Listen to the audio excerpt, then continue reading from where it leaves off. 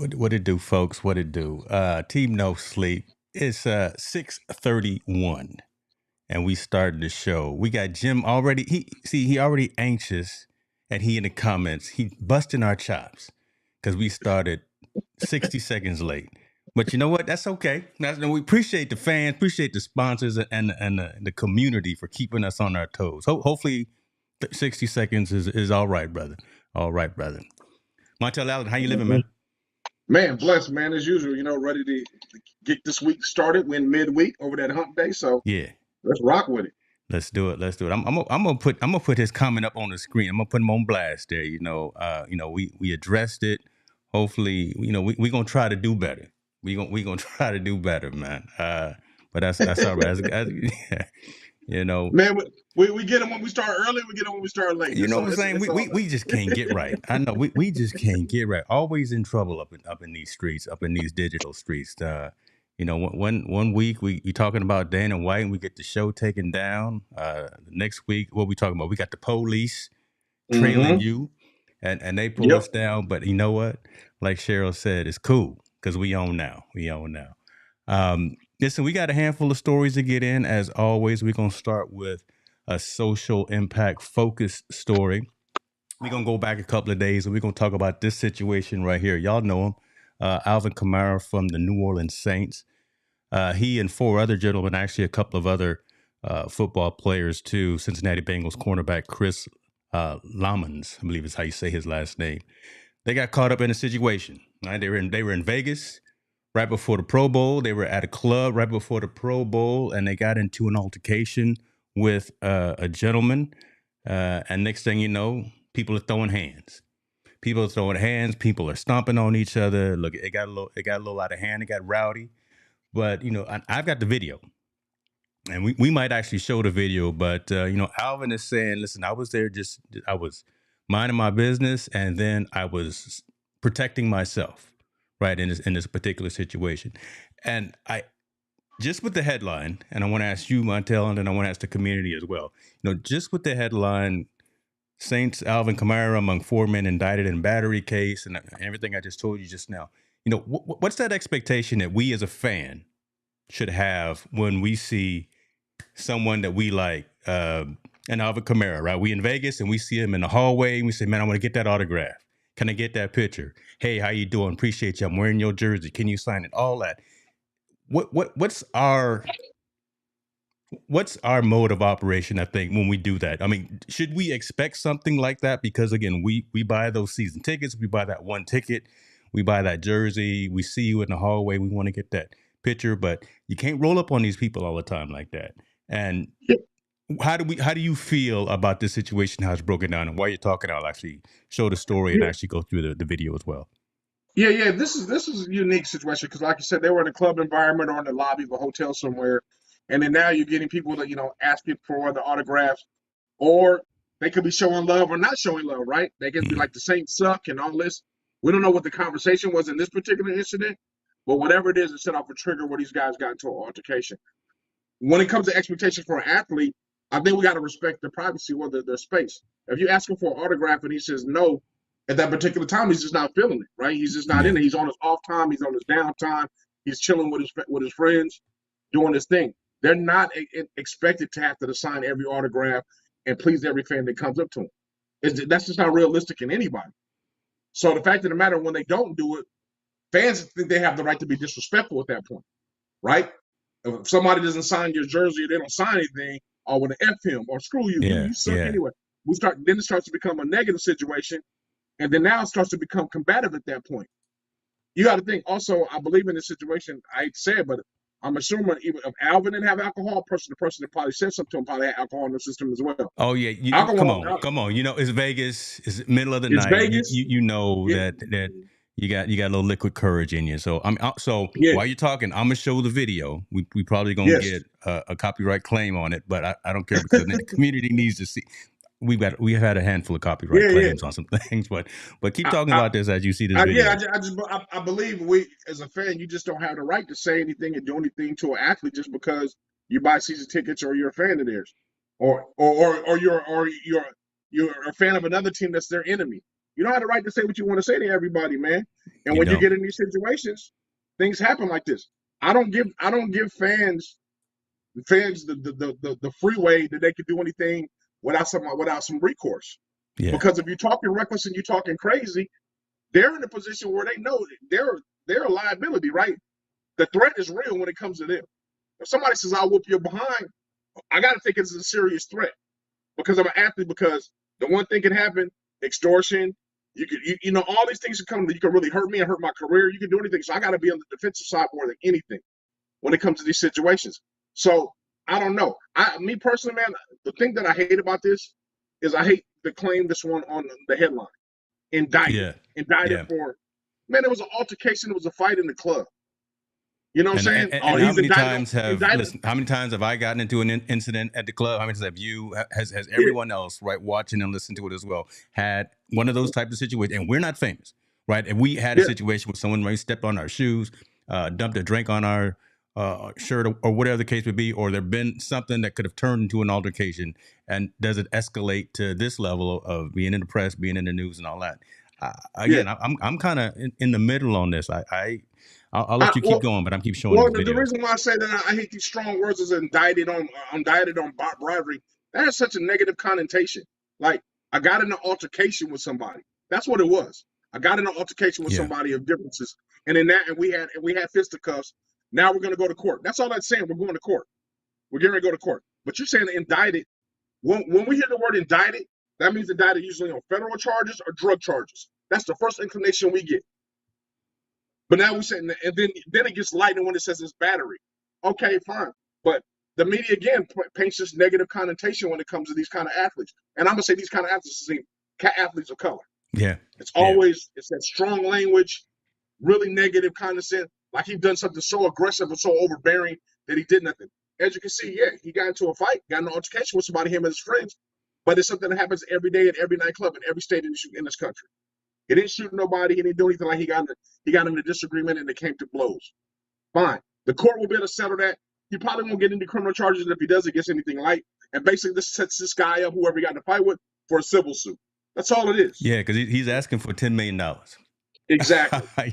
right? Again, Exactly. and if it was you and me running down the street, if it was right, if it was, okay, Hey man, I'm gonna put myself. If it was one of the folks that's trying to holler at me, you know, kind of in a different tone as they are right now, and I had to put them hands on them, they're not gonna ask me for $10 million. I'm not gonna no, give it to them. You know, it's gonna be a but again, discussion. Alvin Kamara, Yeah, yeah. cornerback for the Saints. Oh yeah, we're gonna try to get that money. You're not getting Well, $10 million from Alvin yeah. Kamara.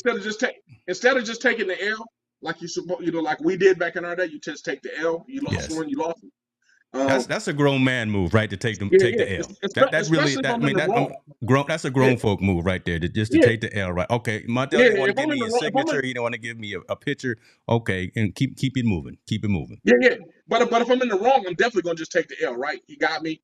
Cool. Whatever. What Mm-hmm. we gonna deal with this? Or me personally, I handle it off that. Off that.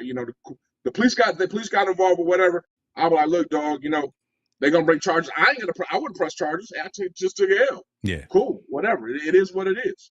And That's on different. his That's end, a my first different choice. mindset. That's a different upbringing, though. Again, I Yeah. think we it's a little seasoned mind. That's when you got the salt in your beard. That's when Well, you've been well, around a few also, times. but I also think everybody's sue happy, right? They want to be sue happy. They want to be able to. Hey, Okay. I want to get some money out of them if I can. And I get it. I get it. Why people do that, but I don't understand if I'm in the wrong and I'm asking. I'm sure him and his crew wasn't picking on that guy. I don't think Yes. those four individuals that were Yes. there. Yeah. Did Alvin and his crew initiate the response? No. Yeah, I I don't think agree with so. you on that. I don't believe Yeah. that actually happened. Yeah. So if they didn't initiate it, does he have to be now? Why does he have to be deemed Come as on. the aggressor, and this other guy gets to play victim all of a sudden? I see That's where the you're part that going. pisses Hey, me off. you and Noosh are on the same place. Fans can do whatever they want with no repercussions, but as soon as an athlete gives them the same energy, it's a problem. Yeah, it's a problem, and It's a it's a problem. big problem. And I think that's great the way Noosh put it. That's a big problem, and that happens in every level of athletics when it goes down the line from high school on. If the kid is not being aggressive, as soon as the kid does something that's the athlete or the superstar, it becomes a problem. Yeah. Everybody else is the fan or groupie. It doesn't matter. Okay. They're always deemed as not the non-aggressor, but again, We don't know the situation. I just don't believe I can't fathom him and his four buddies were being the instigators in that situation. Yeah. I think that guy was a fan and said something. Yeah, and again, liquid courage and all that. So I'm gonna put this comment back up too as well, and I'm gonna keep messing with you, Jim. Right? See, this is the reason why we were 60 seconds late, because we were talking about this exact thing right here. Right? Athletes have everything to lose, but the fan has nothing to lose. So I really doubt that Alvin and the other athletes initiated that and said, you know what, I'm gonna throw all this away, or I'm gonna put all this in this negative spotlight for nothing. Right. So again, this gentleman approached them. We it's all gonna come out in the story and all, but bruh. I remember you used to talk about me in my Boost Mobile. Remember you said, bruh, no, every single time. Every single time we get to talking about somebody. We back. So don't trip. The whole stream is back. But every time we talk madness about somebody, somebody is tapping into the internet here. What's up, y'all? I see ya, Mama D. I see a tall boy jumping in as well. Listen, man. Every time we get in an interesting conversation about who's who and who's right, and it starts getting slightly political or whatever. I think, but back what we were saying though about Alvin. I really find it hard for, like I said, for him and his crew to be the aggressor in this situation. I really just don't like the negative. Him and his crew to be the aggressor in this situation. I really just don't like the negative spin the media is putting on this. Like I said, that indicted word is very powerful. You know, that usually comes synonymous with drugs and murder and all those types of things, not with battery. But since it's his face there, he's an African American athlete. He's a football player. The deemed already is aggressive. They want to put this aggressive kind of label on this situation when basically, like I said, it was nothing but an altercation that he had that I'm sure he was probably let go after with the police or arrested and posted bail real quick, and he's out. He's going on bond and ready to go. It's not the situation like he's been indicted. He's facing 20, 30 years. What he's facing is going to be facing a civil suit. Yeah, criminal charges are going to be minimal. He's going to have to pick up some trash or something like that. But bottom line, it's going to be the civil suit. This guy wants to get money out of it, and it sucks that he provides so many highlights for the TV screen when he's doing the positive and he's on the field. Come on. But then they want to paint him in this negative picture on this one certain incident. Yeah. Right. One 2-minute incident starts overshadowing everything that he and a lot of these athletes do behind the scenes in their communities that they don't have cameras in front of them, right? That they're out there helping food banks or helping kids. They're doing all that stuff. So we wanted to start with that, folks, and just have that conversation so y'all could see what was going on and kind of the different perspective that we had on the story, because you're only going to get kind of one lens when you maybe log into ESPN or you log into Sports Illustrated or CNN or whatever the case may be. We wanted to kind of give the backstory on both sides. And we actually kind of riding in the camp with the athletes on this one. So because again, you can't just roll up, and this is a life lesson for everyone, right? You can't just roll up on somebody just because you're a fan of them or you they think that you think you want to get a picture or an autograph, whatever the case may be. Somebody's trying to eat dinner with their family. You can't just roll up on Denzel when he think about it.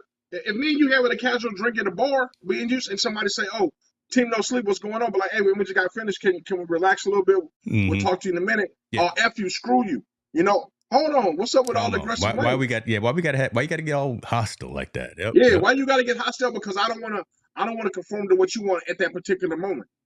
And we're just talking about Alvin Kamara situation. He's sitting in the club or a bar or the lobby with his friends, chilling, hanging out. Yeah. And this dude either says something or does something or makes some kind of suggestion that seems aggressive to them guys, and they react. Again, Team No Sleep does it. No problem. Cops come away. They maybe just give us a ticket and cite us and let us go. This dude is plastered all over the internet talking about he's indicted. It's just not. It's not fair for the athlete. And like I said, this happens at every level of athletics. You know, the athlete or the entertainer is always deemed as the aggressor. And like I said, the fan should have just took an L. The one fan that did take an L, there's only one guy that I seen that's taking an L. Yeah. Just live with it. Is the dude with T.O. in the restaurant. I mean, not in the restaurant, in the drugstore. No, in the drugstore. Yeah, we have heard that. That's true. That guy just shrugged it off. He just wiped the dirt off of his back and said, "Okay, I'm just gonna move on." All right. Yes, exactly. And the dude that I just thought about that Tyson put his hands on the plane. Oh yeah, we ain't heard from him either. Yeah, he didn't want to have no more smoke either. He didn't want to have no more smoke either. That's the last. I'm gonna say gut wrenching or hard story that we have this week. We got some decent ones that we're going to have some more discussion on. So let's get into that. But I want to get into some of these comments too. I like what you're saying here, Jim. He says 2023 setup tour vid. Okay, I'll do that because I think there's value in folks knowing how it is that we put this on, right? How the studios are set up, microphones, cameras, lights, action, and all that. I mean, I think that's a pretty cool conversation, and the fact that I was able to restart the environment just now after again the FBI or whoever took us down. So yeah, we can definitely do that. We can definitely do that. All right, brother. So you're a football man, right? That's a facetious question because I know that, right? I mean, your family, you live, breathe, and your hat right there. You a football person all day, every single day. Talk to him real quick about that hat right there, because I'm so proud of you of all the stuff that you do, man. Talk about this that. right here is my very own high school all-star game I have every year in San Diego, California. It's an event we put on for kids of all walks of life, all levels, whether they're the Division I level kids all the way down to the kids that play Division III. And we've been so successful. We've had a roster, man, of 80 this year. Out of those 80 kids that played in this roster this year, 41 got scholarships that they didn't have before. We like to bring a lot of universities, a lot of colleges, smaller level schools and colleges to come out there to review this talent that normally doesn't have the budget to come out. So they get the chance to look at them all at one time. And I'm just something that we're very, very proud of doing, to be able to get back to the San Diego community. And, all football related, man, teaching these kids, the etiquette of being recruiting all the way to being recruited and hopefully living their dream, at least at the next level, at the collegiate level. God, so listen at him, man. Do something at the collegiate level. And listen, Mama D, I will make sure that you have Montel's contact information. It's already in the description for all of our shows. But, listen, brother, a lot of folks want to reach out because you're doing some good things. And I know you probably had made some good connections last week when we had the esports folks on. So that's pretty good stuff. That's pretty good stuff. New said, listen, New said if he was in the room with us, couldn't contain ourselves, brother, we're going to be all right. Find a way to get to the Super Bowl next year, because we already have our tickets. Yeah, we're in the house next year. So Super Bowl, listen, find a way to get to. Oh, look, here we go. We're gonna be in Vegas. We gonna be find a way to get to Vegas. Hey, like I said, we only gonna get excited if we get into a fisticuff. Yeah, so they're gonna be some things happening. Just find a way to get to Vegas, because we gonna be there. And first round on me. Everyone the whole Team No Sleep community that shows up. All right, next story. XFL. We started talking about football. Listen, we started talking about this last year when Dwayne Johnson was putting it into fruition, him and his ex-wife, what's her name, Danny Garcia. I mean, so shouts out to a couple there that used to be married, being able to have some synergy and do some business together. I know they're working on the tequila stuff, and now they got the XFL that is launched. But talk to us a little bit about what your thoughts on this, right? We've been talking about an alternative to the NFL when it's over. Mm-hmm. But now we got the XFL. They've played a couple of games already. They got, 8 teams. So your thoughts, have you actually got a chance to see some of the games yet? Yeah, I got a chance to watch some of it this debut this past weekend. Yeah. I like a lot of good things that comes with it. Mm-hmm. I mean, a lot of good things that come with it. It obviously gives another alternative. It's more of a development league for the NFL, not only from player standpoint, but also from coach standpoint and administration. So all the way up the ladder. I think the Rock has been add some things to it. It's kind of made us watch a little bit more and do some things like the different kickoff rule. You can go for the 4th and 25 instead of punting it or something like that. All those good things you can kind of it's kind of integrating some entertaining parts of it. Yeah, say that 5 times fast, right? yeah. But I mean, the one thing I don't like about the XFL, and this is just my opinion, I got to get used to it. There's a lot of ex-NFL guys in there, so it cuts off kind of the legs of guys that are young guys trying to get into the league and play and get their opportunity. These are guys, Martavis Bryant and Josh Gordon. I wish them. They were great players. They played in the league. They were in the league for 4 or 5 years. But they messed up by failing drug tests or whatever. Now they got a second chance coming here in the XFL. Yeah. Not knocking that. But you got to also understand that takes away a roster spot for some up-and-coming kid that really wants to get a chance to showcase his talent as well. So I'm kind of mixed on that part. But they have a really tremendous a lot of ex-NFL guys in the XFL. But I get so they want to I put on a want to hit great on part. that with this picture right here, because the thought pattern at the beginning was the ones that didn't make the draft. So that's why you Yeah. see Dwayne Johnson wearing number 54 here, because y'all know there's 53 players on the roster. So the ones that didn't make the squad are the ones that Yep. should be getting that initial opportunity, as opposed to, again, and I don't want to call them washed up, but but like you were saying, those ex-NFL players are now possibly taking that roster spot Yes. of someone who just number 54, just over Yeah. Mr. Irrelevant, right? The one who Yeah. didn't make the crew. So And it's crazy. I don't mind. I don't mind like the ones that were on the practice squad going down to playing there. I don't mind the ones that were like there for a couple of weeks and got cut and being there. yeah, The ones that have only played for a few years and like 1 or 2 years and they couldn't make it and they got to go ahead and develop the league. But they got like Martavis Bryant and Josh Gordon. They were in the league forever. They both were in the league 6-7 years and they didn't make it. And now they get to coming back and they get to showcase their skills. A guy like Patrick Lynch, who's played so much he was one of the top draft picks when he came out, and now he gets a chance to play down here and re-showcase his level. I mean, I get it why they want them there because they have experience in the game and they know how to play a little bit, and that sells tickets because they got ex guys that played in the league. But also, I would love for them. I mean, I love more like I liked what the USFL did last year, where they brought all these guys that we thought we forgot about that were great in college. They got a chance to showcase the college at that level. true. And we see these up and coming guys go, and then there was 4 or 5 guys from the USFL that made it to the NFL now. They made the roster and kind of made it that way. So I think they got to figure out some kind of synergy, not synergy, but some kind of direction or instruction on how they're going to do this, because I don't want to see a bunch of old NFL guys playing in USFL. Right, I mean, right. XFL. That's not. I hope that's not the point. I would like to see some guys that like, hey, this dude's a great player. He's on the cusp of making it to the NFL.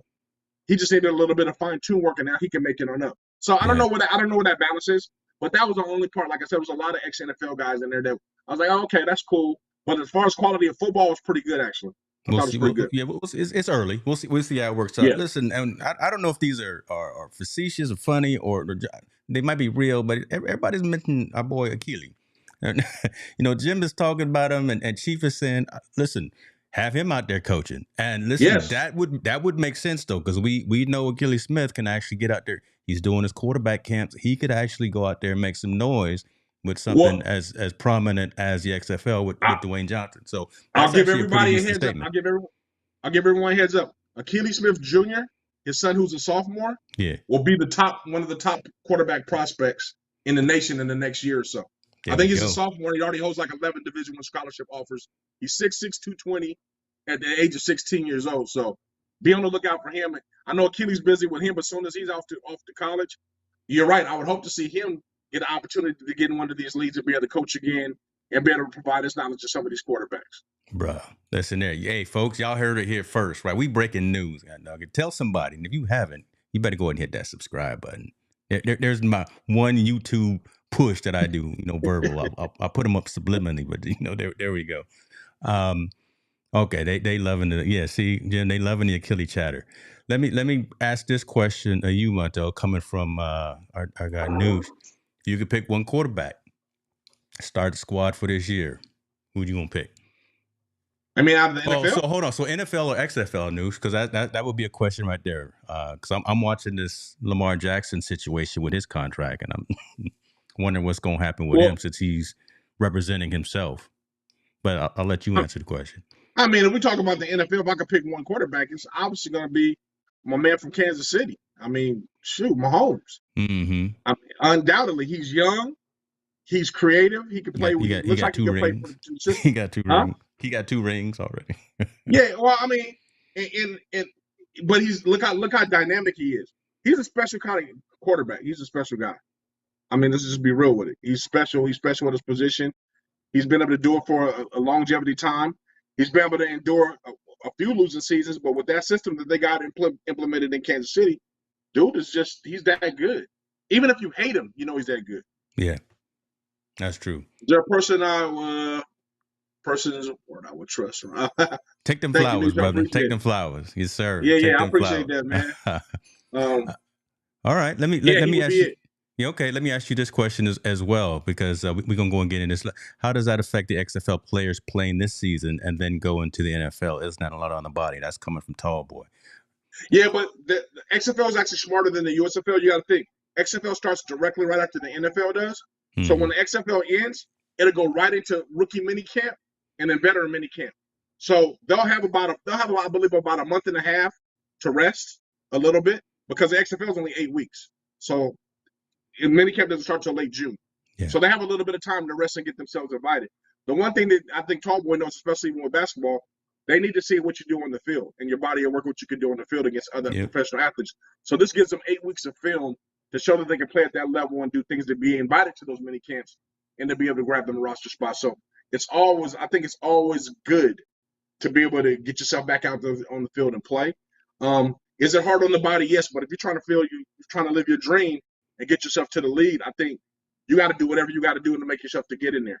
Remember, these guys that come out of these leagues aren't deemed to come in the NFL to become starters.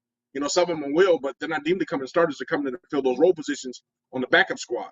So their body won't be that much. It won't be that hard on their body initially going in because they're not projected to be those starters. They're projected guys to be practice players and guys that fill in second string spots and role spots on there.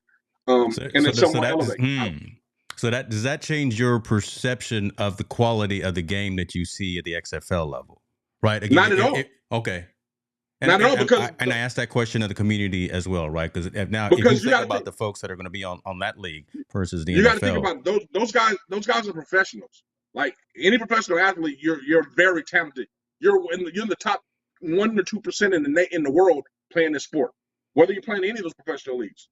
And just like in basketball, because I can relate to Tall Boy, the 12th man is just as good as the first string. He just don't get his opportunity. The 12th man on the court of the basketball guy, if he was playing all those minutes, he would be productive. Just like an XFL player, if he gets enough chance in the NFL, he's going to be productive once he gets an opportunity. But you got to get film to get yourself in. Got to get you film. You have to have the resume to get in. And when you get there, or when you're trying to get there, if your resume is not strong enough, now you have alternative leagues to go to. You have the USFL, XFL, possibly the NFL, or whatever order it goes in. You have to build your resume. And you know, in football is special. It's special niche because remember, there's no football player can come straight from high school to the NFL. It's impossible. True. Your body's not mature enough to even do that. So you got to go through high school, then you start your resume in college. You got to at least get 2 years of college in. So 2 to 4 years to get in college to get your resume done. If you're still not good enough, now you have an alternative of the CFL, USFL, XFL, or playing overseas to develop a few more years.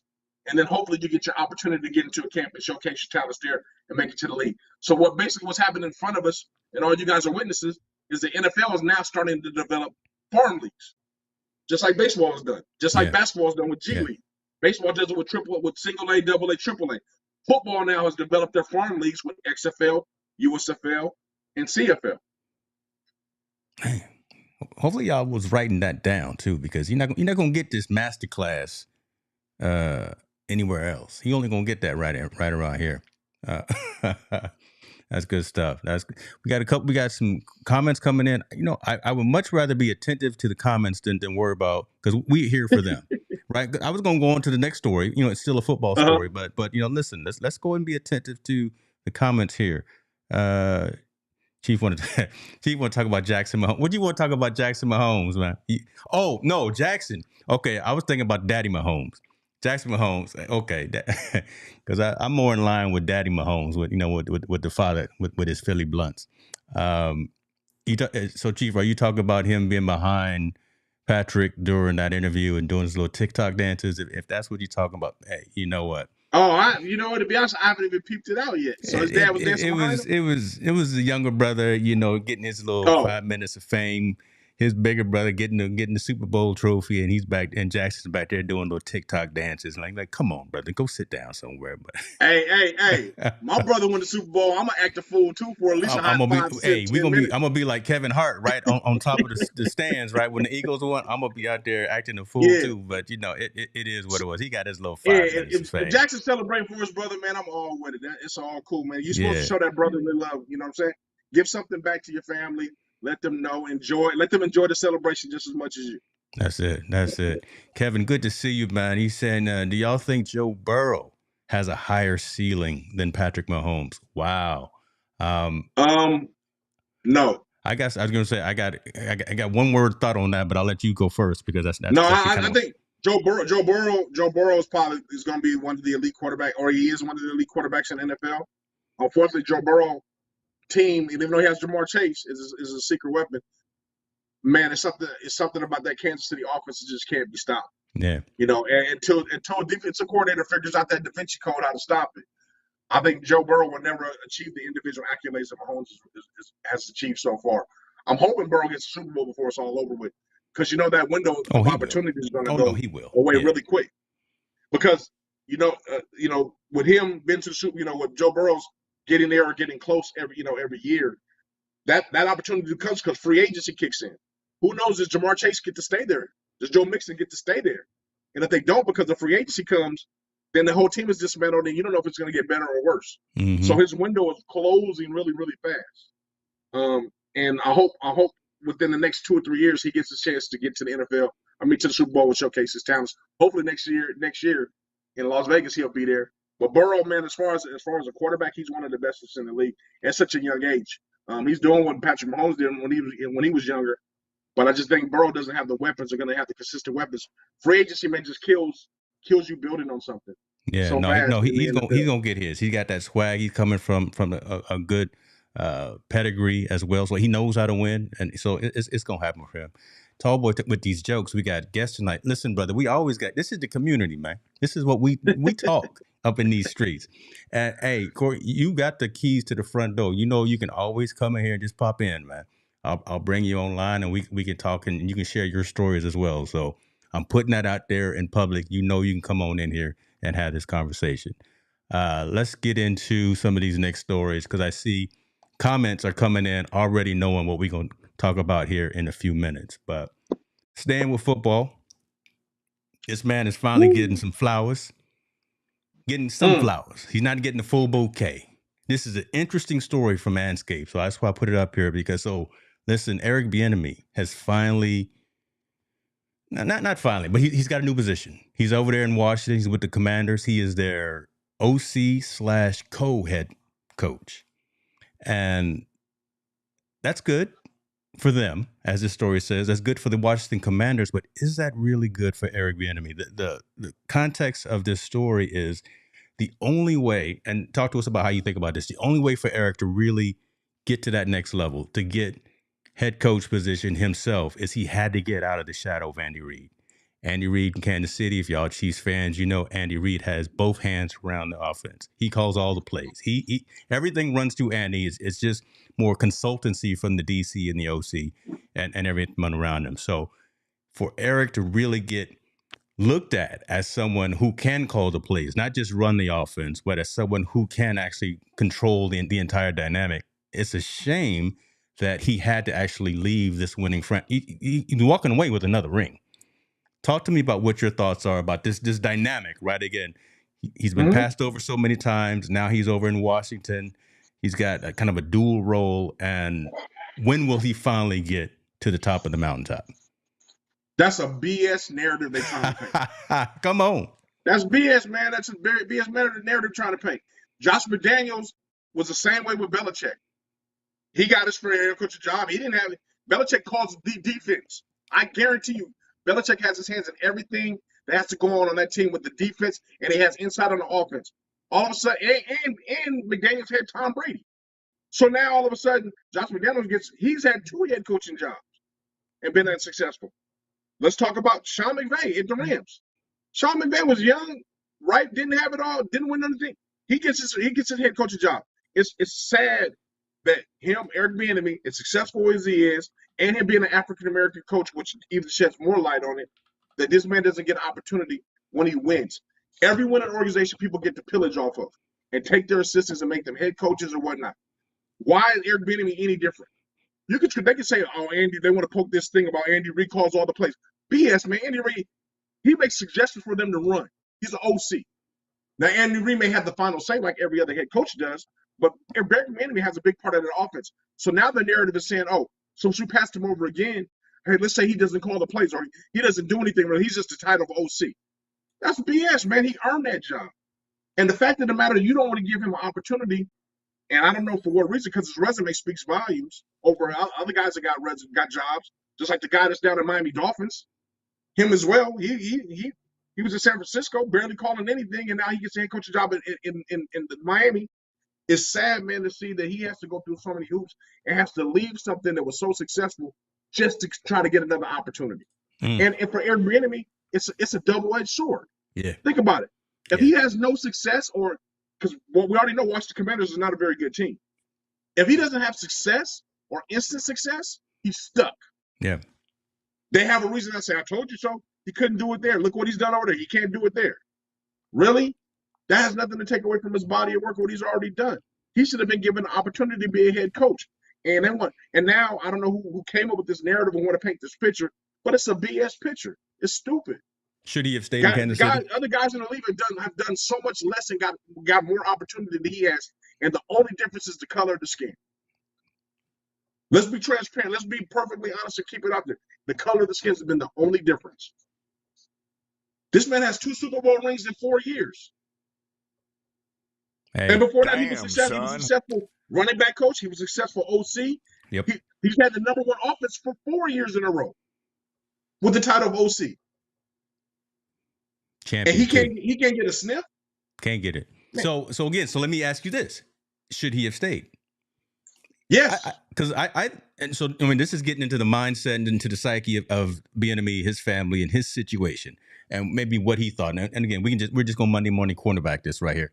But should he have stayed in Kansas City with that franchise, with that organization, and continue to just do what it is that he do at the highest level? Or why do you think he made that move? Talk to us about because yeah, the lateral move. I get why he wants, because he wants to get under that shadow to prove everybody he deserves a shot. My fight for him is like you shouldn't have to do that. Yeah. It shouldn't have to be where you're that's where I'm trying to get to. Under someone's shadow to get a shot when you've had so much success. That's like us leaving a successful company to go to the startup to do the same job in a startup just to prove to everybody I can do the job. Right? We don't do that. Look at my resume.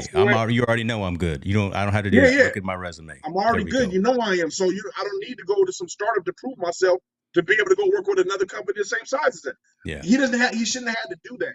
But he has to do that in order the eyes of this narrative that the media is painting in order to show himself, to prove himself right. I think it's a lose-lose situation, in my opinion. It's not a win-win. Ooh. If he's successful at it, like he was successful in Kansas City, who's to say that he gets a job then? Who's to say he gets a head coaching job then? And how much longer does he have to wait? How much longer? Right? But the negative part of it, if he's not successful, there we go. And it won't be because of his play quality, because of the quality of players he has on that team. If it's not successful, then his career is shot. He'll always be stuck at the OC job. No one's going to give him a chance. Wow. So, again, the media or whoever the NFL is trying to paint this picture, I think it's just BS, man. That's sad. It's very sad, because the only differentiator we have out of this whole situation is the color of his skin. It is. There is no other difference. There's nothing else. His resume speaks volumes. His resume speaks that he should be co-owner. I mean, again, he's walking away as a champion again.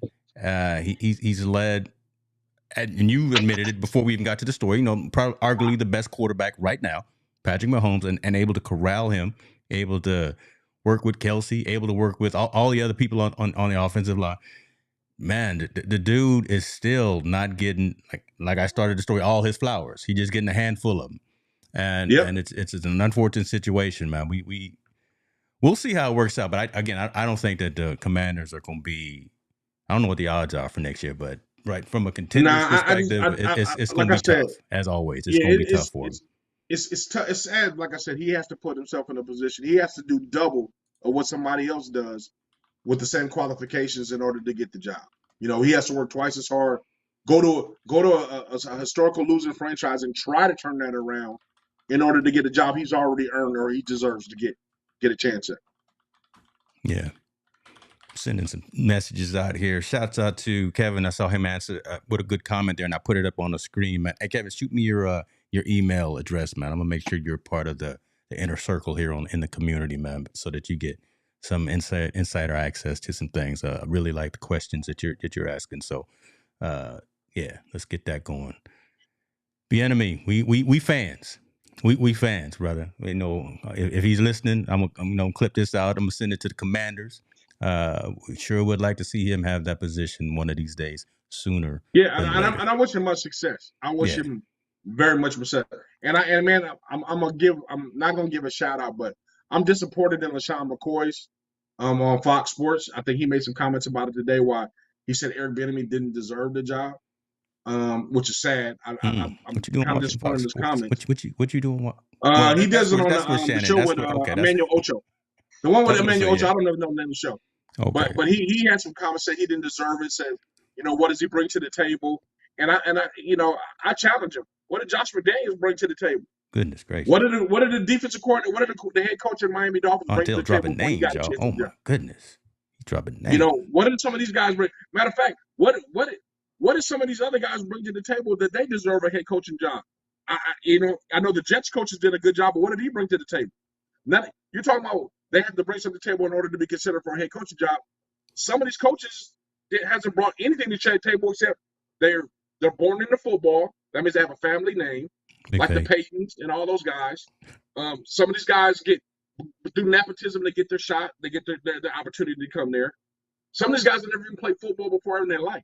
Took a snap of everyone in their life. What do they bring to the table all of a sudden that they get a shot? But Eric Bieniemy, who's drafted up before, played in the league, 4-time #1 offense, 2-time Super Bowl champ. His resume speaks a lot louder than a lot of these guys. And for him to say something like that, because he played for Kansas City, but he didn't play very much when he was there. To have those kind of comments about Eric Bieniemy, man, that's kind of sad, man. It's kind of like the crab in the barrel. You don't want to see another brother arise because you want to down him. Instead of applauding him and celebrating. See, come on now, folks. If y'all didn't pick up what Montel just put down, you don't know what's going on. Right there, hit the like button right there, because what he said right there is the eye-opening statement right there. Kevin Cox, I see you in the building, man. Appreciate you for joining us. Or better late than never. So again, you think about it, because the highlight of the story, the headline of the story, wants you to read it a whole different way. And I can guarantee you that the folks watching and listening didn't think we were going to take it another way, just to make you think about, is this really a good thing for the team, for the Chiefs, for the Commanders, for Bieniemy, for Bieniemy's fan, right? I mean, there's just a whole different, there's 4 legs to this table here that just, you got to ask that question in terms of, is this a good move? Is this the right move? And it really is shaking out that maybe it's right in the middle, right? And there's more cons than pros to this. But again, like you're saying, we wish him nothing but the best. We know he's going to do what he does, right? We know he's going to go in there and make a change, make a difference, but is everything around him in that organization going to be enough to have a winning season? Probably not this year. Probably not. Prove us wrong. Well, that's the thing, though. Why? That's my question right there. Why does he have to overcome so many cons? He's got, And why does he have to prove us wrong? He's got to. Why do you got to prove me wrong in order to make it when his body of work has showed that he's able to make these efforts? Because that's the society that we live in, and I'm just being just like you, completely honest. That's just the society that we live. Unfortunately, it's not right. I don't think it's right. But we got to talk about the elephant in the room. Come on. The other guys that are of white don't have to do that. Him as a black coach has to do that, which is sad when his resume is better than most of those guys. Yeah. That's the part that's more irritating. It would be different if he wasn't qualified and we were just barking up a tree. That's a different story. But he has accolades just as much as Mike Tomlin. If we're going to talk about resumes, let's talk about resumes. He's got a resume that could rival Mike Tomlin. Honestly. How many rings is Mike? How many rings is Tomlin? You're right. Okay, you're right. Two Super Bowl champions. He has a resume that is impeccable. Yeah. Impeccable of deserving a shot, right? It's impeccable of deserving a shot. Now, whether he's successful on it as a quarterback or not. Remember, there's what? There's 30 teams in the NFL, there's 29 losers. So that means he would be at least in that 29. Oh, come on. Ooh, shoot. His resume is strong enough to say he should be around that. He should be amongst that 29. And for people to say that's not true, that they're wrong. They're absolutely 100% wrong. He deserves that shot. No disrespect. I know they just gave the head coach job, the Texas job to the defensive coordinator in San Francisco 49ers, right? Great young Yeah. brother, up and coming Yeah. talent. Great job. His resume does not even come close to rivaling what Eric Bieniemy got, and Eric Bieniemy didn't even get an interview there. Yeah. So my question is, what is he not liked? Is it a personality issue? What is it? Because they want to run this false tale that Andy Reid calls all the plays. Okay, well Andy Reid calls all the plays. Look, how read Andy Reid's title and head coach, offensive coordinator. No, he gave Eric Bieniemy that job to be offensive coordinator for a reason. He's an offensive coordinator. That means he designs plays, he understands the breakdown, and he does some things that goes on. He's strong enough candidate to be Andy Reid's right-hand man on offense. Any other coach that was Andy Reid's right-hand man got a head coaching job. Except for Bieniemy now. Don't believe it, folks. Look it up. Google it. Bing it. Yahoo it. Do whatever you got to do. Look it up. It's written out there in plain black and white. Think about that. We gonna move on, but again, we just want folks to have a different thought and perspective about the 35,000 foot level story that you saw here, and we trying to peel back that onion, man. Appreciate you for going into some detail on that.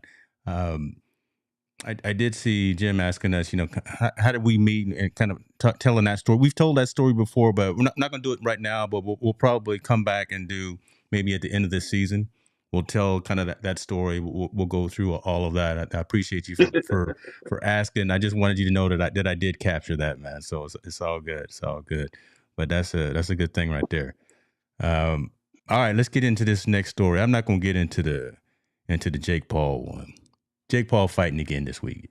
Okay, there we go. End of story. NBA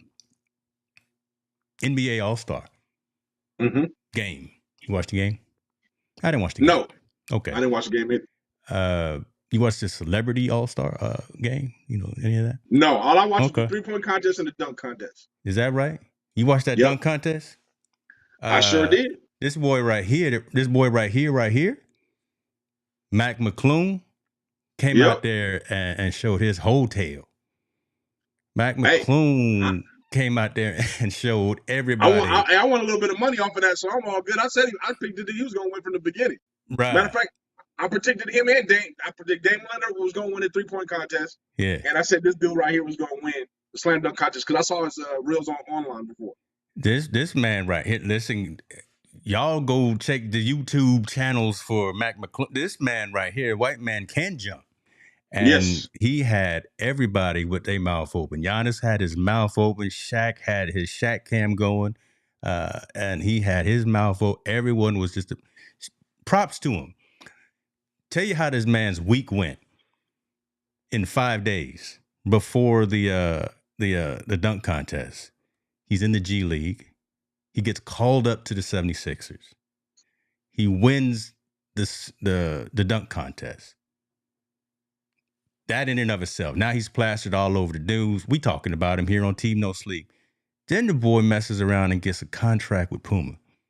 So the man getting his money. So shouts out to what 5 days can do for the life of someone that just goes out there, goes after it, does the work, and actually is getting some benefit from all that happening. So that was the best part of the entire weekend as well. That him winning that and him getting that recognition. So yeah, man, props to this young man for that right there.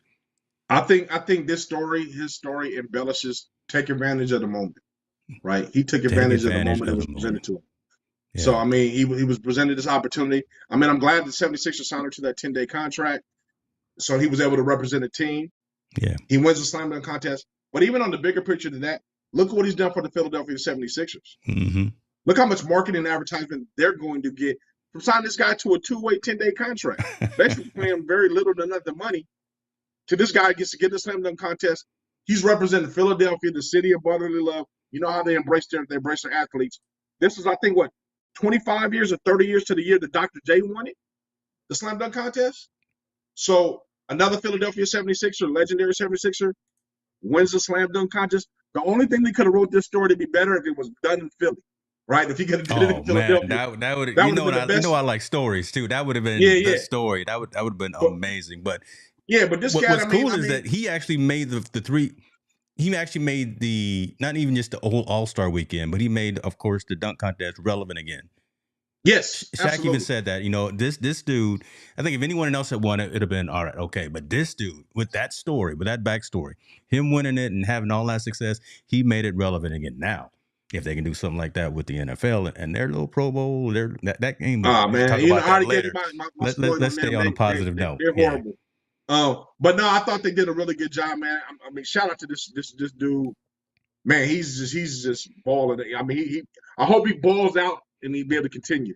Yeah. I'm trying to read what Kevin Cox was. Still disappointed the Warriors didn't keep. Yeah, I guess he was on the Warriors roster. I didn't realize that. I Well, didn't I think realize that he he was was a on guy the that was Warriors bouncing around from G League to G League to kind of go on there. But I don't know McClung's game as far as what he did in the G League. Like, was he a good shooter? I know he's a pretty good guard. But I don't know what his outside range is and when he goes. But definitely, as you can see, he can go to the rim and get way above some people.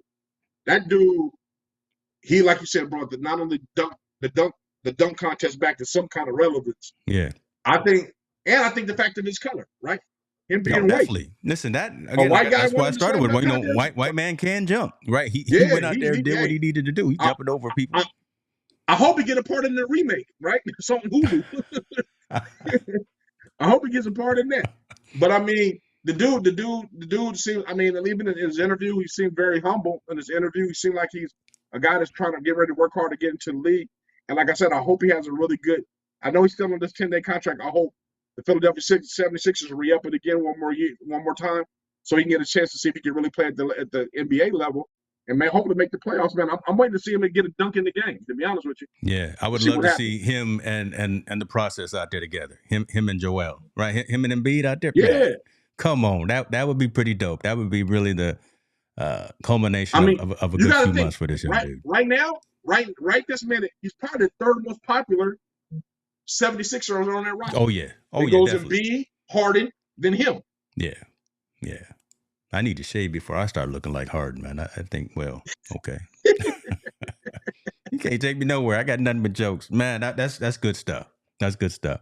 All right. Let's we got one more story, but let me get into these comments. Kevin Cox was saying the dunk contest always the best part of the All-Star event. Not going to take credit, but someone was saying the actual game was so bad they need to blow it off. Oh Lord, who said that? Did he say that, or did we say that? Nah, I mean that may have been Kevin coming through. Kevin might have said, but you know what? I from the highlights that I saw, he's very opinionated. He's a die-hard warrior. I think they need to go back to the East-West breakup, because at that point they had pride. This team Giannis and team Bron, I'm not feeling it.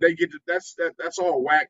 It should be Eastern versus West, like it's been in the tradition, and keep that kind of rivalry going based on conference to go against conference to see who's the best out of each conference and go. Yeah. And what that would do, that means we won't have so many guys that play on the West on both rosters. Let's just kind of keep it like it used to be and kind of develop that rivalry. And I think they should incentive. I like the incentives of who wins a quarter to get money donated and all that stuff. I think that's great. But I believe it needs to go back to just kind of being the East and the West. I don't like Team Giannis versus Team Bron. I think that's just kind of it's whack, and it doesn't make any sense. That was a little cheesy. So yeah, that's they're gonna change that. They're gonna change that. So Cheryl is in agreement with that. East West was the way to go.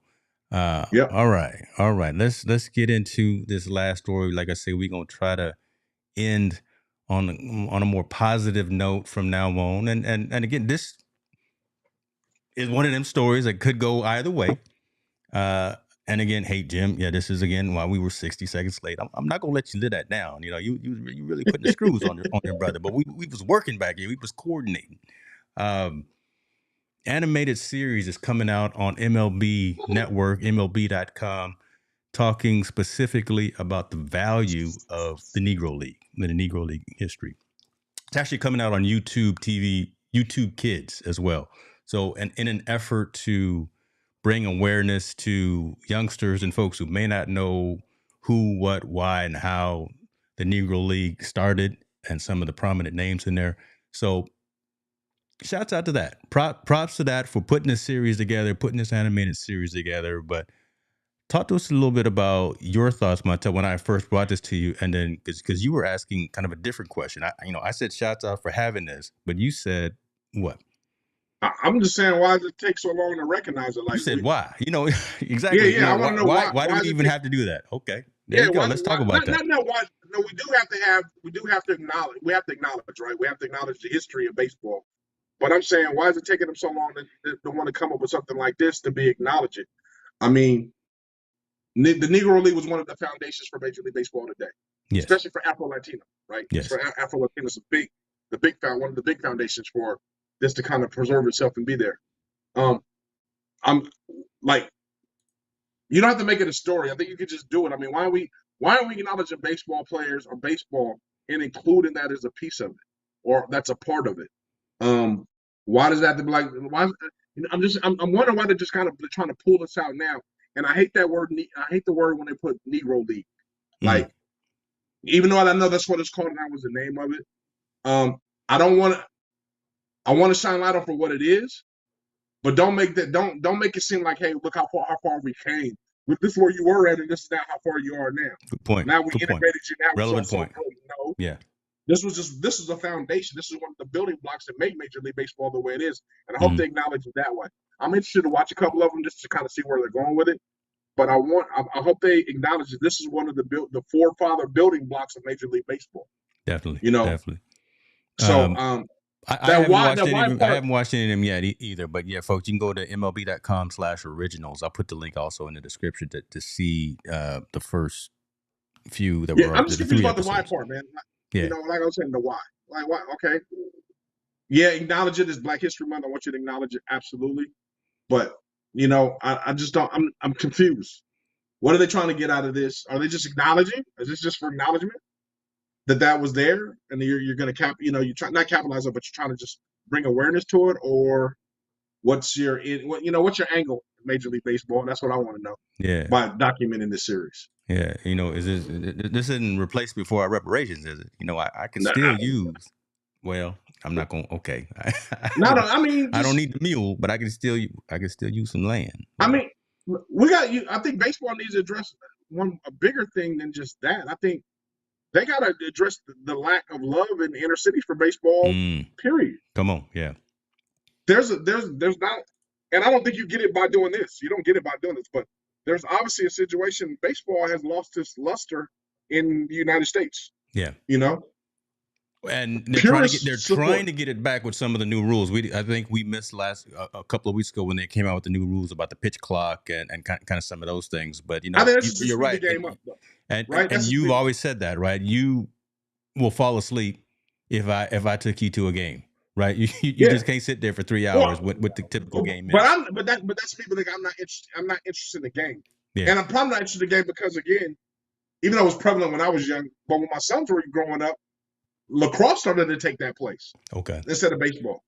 So I'm saying baseball has more of an issue where they need to attract a younger audience, especially a younger audience in the United States, yeah, because they're losing that battle. Purists love baseball. People people and families of purists love baseball because they grew them up on that sport. But as far as attracting a new kind of audience, baseball's yep, having a hard time. yep, So I'm wondering, is this to educate and then attract? I don't know. I'm trying to figure out what they're trying to do, but I know one of the biggest issues is, especially where we come from in the inner cities. Tallboy can address this in an ATL. Where's a baseball field where kids playing baseball all the time?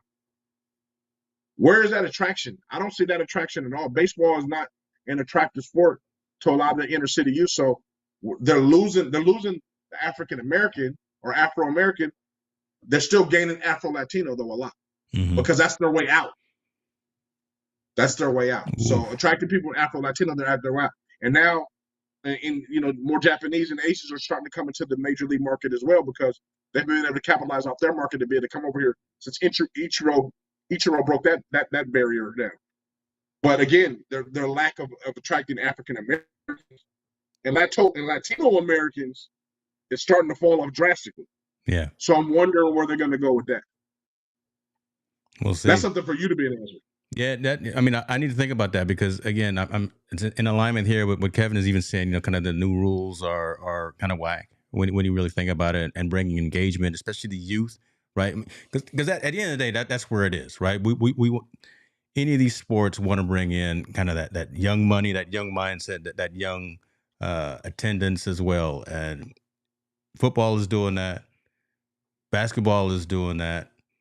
Hockey is doing that. I mean, soccer, all these other sports are doing that. But man, baseball, again, 3 hours sitting there just eating popcorn and peanuts and watching the pitcher spit all over the place.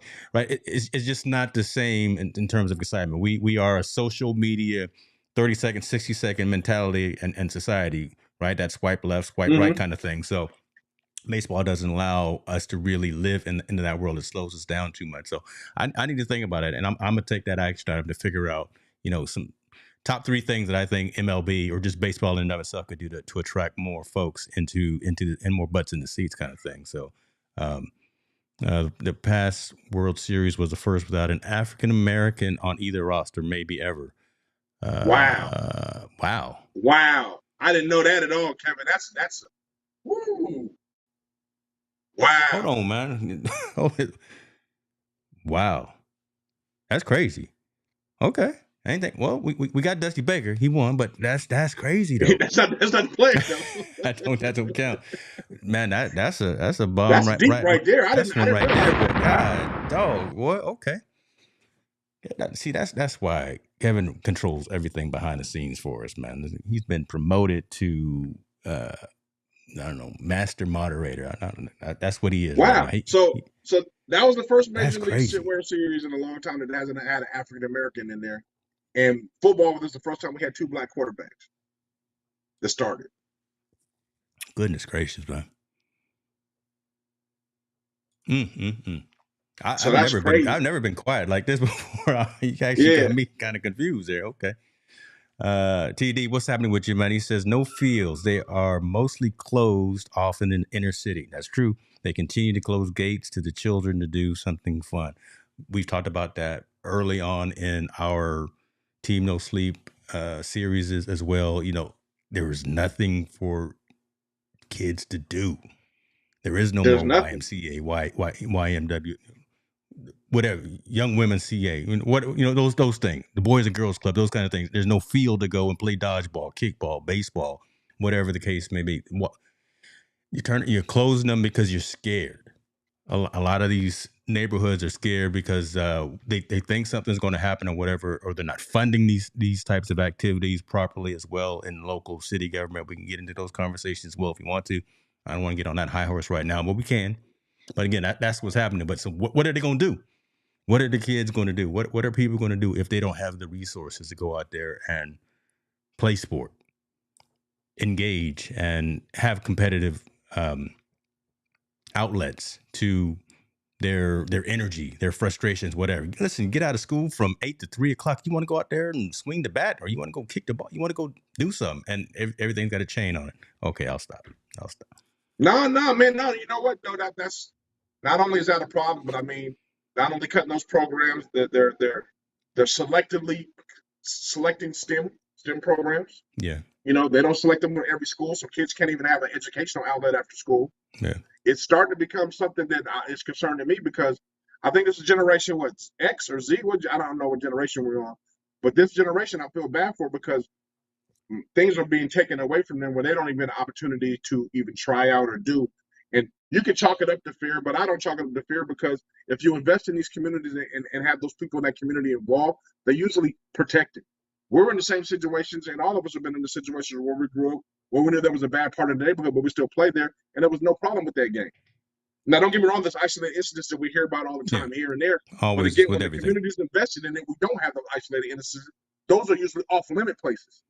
You can hang out to the park Monday through Thursday, but Friday, Saturday, Sunday, when the games is going on, you can't be there. You know what I mean? That's so just I the think rules, it's the way you police it and you protect it and you invest in it for these kids to be able to have an opportunity to protect. I mean, the opportunity to participate. We're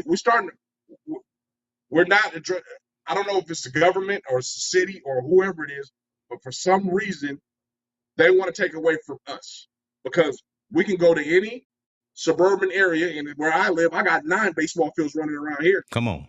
I go down the street to Southeast San Diego, and there's nothing. There's hardly any baseball fields running around there, except the ones that are already beat up and tore up. We need to start figuring out a way to be able to, have these opportunities for these kids to be able to do. And not only that, but swimming pools and all those things. Why are those programs being cut so much? Why is band being cut? Why is arts being cut so much? And why does it mainly affect our communities first? Yeah. I don't know if it's been cutting out there, but I know in our communities, it's first to go. Yeah. So yeah. I don't know, man. I get frustrated by it because now we have these big corporates that come in and now to take over club sports, club football, club basketball. Now our kids can't play in our gyms; they got to go play for these clubs. It costs a tremendous amount of money, and they only select the kids that are the best of the best. Well, Johnny, that ain't that good right now. It just hasn't developed. It could be one of the best, but he has nowhere to play or do anything. So they take away these like you said, these teen centers and YMCA's and youth centers. We just don't have. I mean, I don't know what it is, and I'm tired of basketball players not giving anything back, or football players or whatnot. They talk about giving back to the community, and they give maybe this. I know they do give, but where does that money go? I think there just start to be some accountability where that money goes because, man, in all reality, it doesn't come back to a lot of these neighborhoods. Listen, and I'm going through the comments as you're saying that, and folks are resonating and agreeing and asking the same question, asking questions why. I'm gonna bring up this statement here from Kevin Cox, man. That's why the people of Detroit are so mad that they tore down the old stadium and it's a parking lot now. Turn that into a facility to teach the children of the area to play the game. Yes, and then, like, absolutely. And Cheryl talked about Dodger Stadium. Dodger Stadium is out there and it's just vacant. I mean, why aren't we taking advantage of facilities that are already there that are just turning into mothballs?